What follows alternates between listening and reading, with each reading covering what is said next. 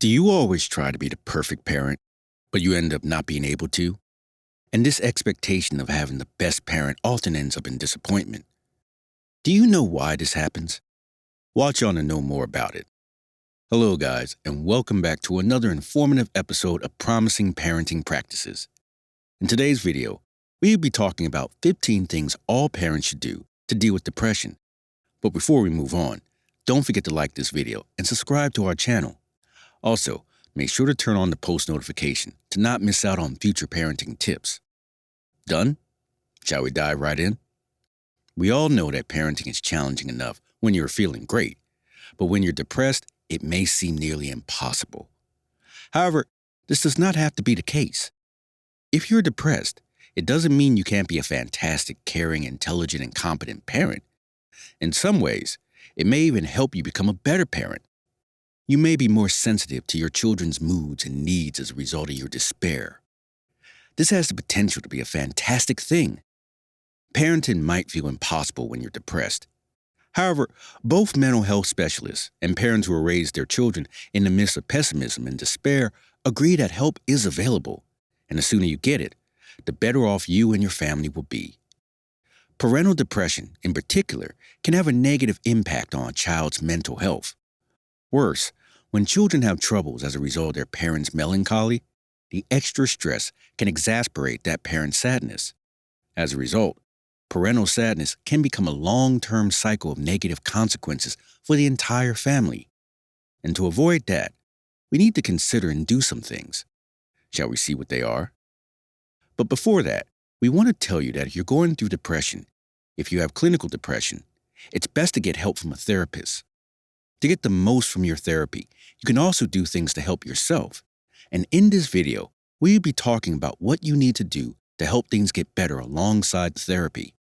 And this video is not from a professional point of view, but rather an emotional help and support. It's difficult to feel good about ourselves while we're depressed. We're quick to point out our own flaws and slow to recognize our own assets. People suffering from depression, for example, are more prone to, when things go wrong, they blame themselves. They think other people don't like them, and they believe that other people don't like them. They have a general hatred for themselves. Interpret their acts in the most negative light possible, and keep in mind the errors they've done. First things first, what we want to tell you is to normalize depression. Number 1, normalize depression. Do not feel like depression is something a line, and once you get depression, it is over. Depression is just one health issue. When treated properly and taken care of, you will be back healthy and living well. Especially with the working moms and single mom, things out there is hard. You are always left alone with your issues and problems and tend to cope with them behind closed doors. And this makes you under-supported and under-resourced about your issues and how to handle them. Like we said earlier, parenting is not easy. It is a lot of responsibility to handle. And in that case, feeling low is normal. And it is a very common response from our body, letting us know that we need a break. Since it's normal, we want you to combat this feeling with no shame or embarrassment for feeling low and blue. Or maybe feeling not much loving towards your kids. It's not because you don't love them. It's because you are so tired that you find it hard to love yourself and end up not loving others too. So this is why you need to love yourself. Feeling depressed is a normal chemical response to the stimulus that are mental pressure and physical tiredness. And with motherhood, both are normal, so is depression. Mainly postpartum depression is a very common phenomenon that most new mothers face. It's nothing to be ashamed of. It is just like any physical health issue. So know it's okay to not be okay. Number 2, express and do not suppress. Your creativity and sense of fun may be stifled as a result of despair. However, doing things that stimulate your creativity may be beneficial. Doodle, paint, or draw. Sewing, cooking, or baking are all options. Writing, dancing, or making music are all options. Play with a pet or talk to a buddy. Find something that makes you laugh. Watch a funny movie. Engage in activities that you will like. Even a smidgen. This aids in the recovery of depression. Because suppression will just load the issues into a pile and eventually will blow up, which will turn out to be a bigger issue. Denying them or stuffing them, ignoring them, will make you even more depressed. But getting it out of your chest and having emotional help will help with the pain and sadness. So make sure to express it in one way or another. If nothing helps, what should you do next? Well, yes. Number 3, seek professional help. Seeking professional help should be number 1, but let's be honest, we always want to try other methods. However, if you think you cannot handle your mood swings and feel low, you should consider this as soon as possible, okay? Especially if you're pregnant or breastfeeding. You'll need a doctor who knows how antidepressants are passed down and how they may impact your kid. Do not take your prescription without first consulting your doctor. Certain antidepressants are considered to be safer than others. Number 4, go outside. Getting outside the stuffed 4 walls can bring a lot of change. Get outside and enjoy nature, breathe in the fresh air, and you will notice a huge difference. If you can get some sunshine, it will positively impact you. Researchers show that sunshine, fresh air, and greenery elevate our mood. What we actually do when we are feeling low is curl into a ball or stay inside because we have less energy. However, what we really should do is go outside. Try this and see for yourself. Also, don't forget to tell us about your experience, okay? Number 5, find your tribe. Discover your tribe. Look for a group of people that are aware of your situation and can assist you. This can be an online group, but a face-to-face group is preferable. These are the folks you should call if your baby is crying and you're frustrated. This is the group that may either reassure you that your sentiments are normal or alert you to the possibility that you're overreacting.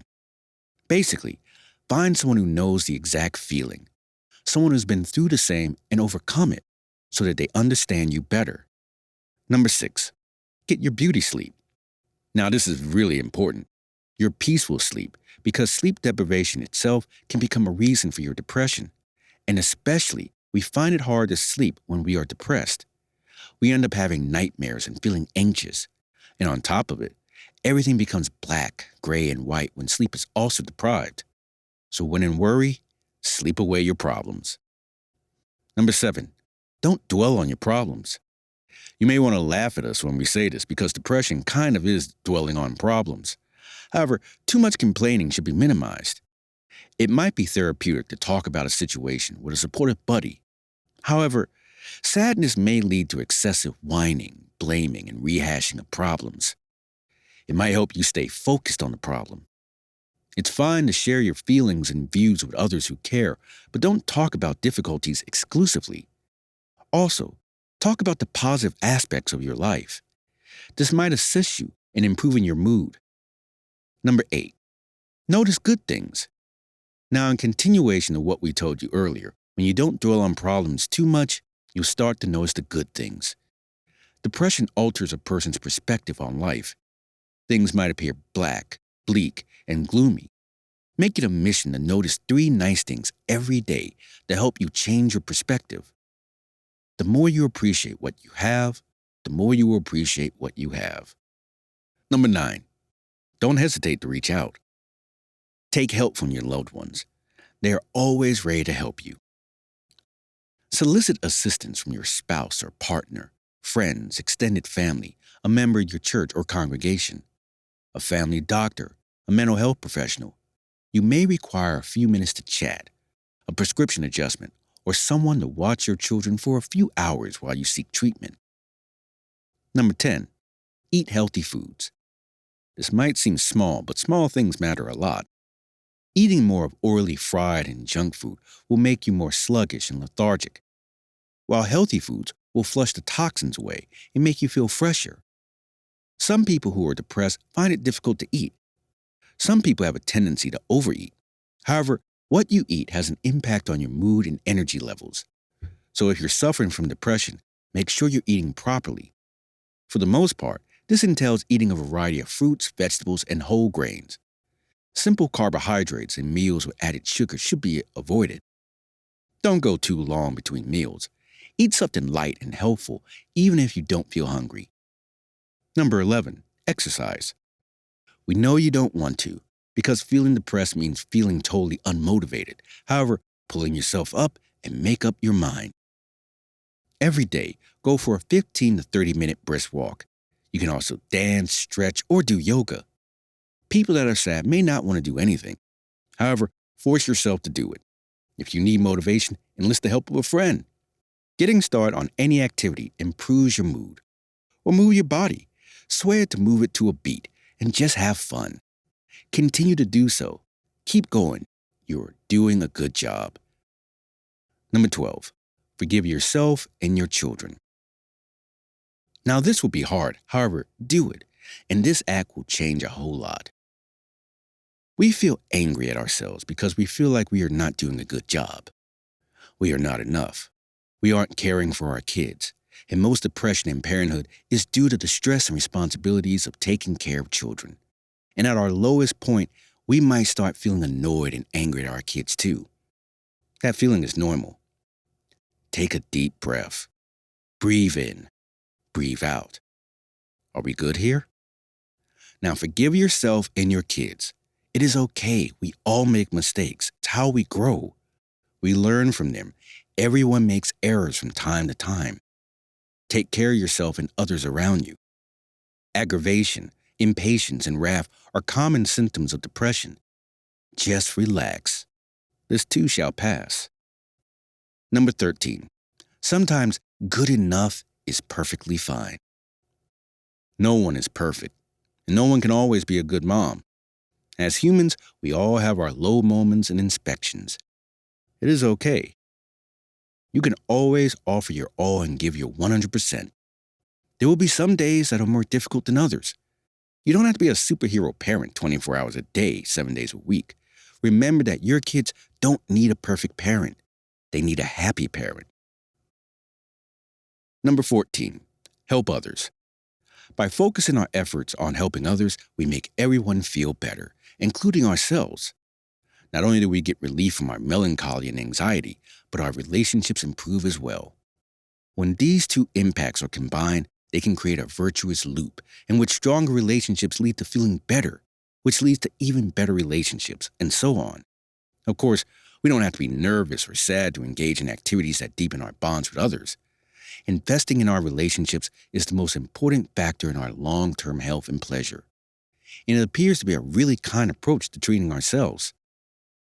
Number 15. Let your children in. So now, lastly, but most importantly, this is something you should consider.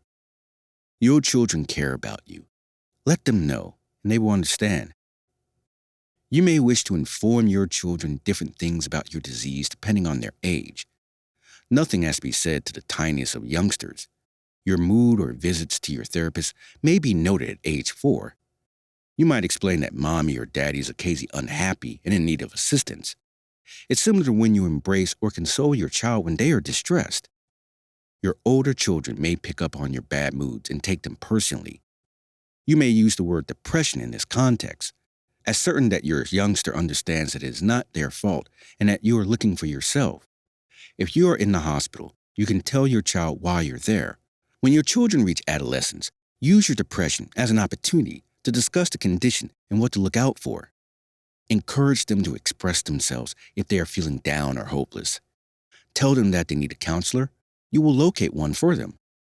Nobody expects you or anybody else to always be flawless or on. Remember that millions of people all over the world are suffering from or have suffered from depression. You're not the only one who feels this way. Most importantly, if you're depressed, treat yourself with love and care. It helps to know you're not alone when you're going through a difficult period. Allow yourself to be patient. It takes time to recover from depression. So guys, that's been it for today. The comment box is open for you to share your experiences and thoughts. We are here to listen to you. Before we say our goodbyes, don't forget to like this video and subscribe. Breathe in, breathe out. Until the next video, goodbye.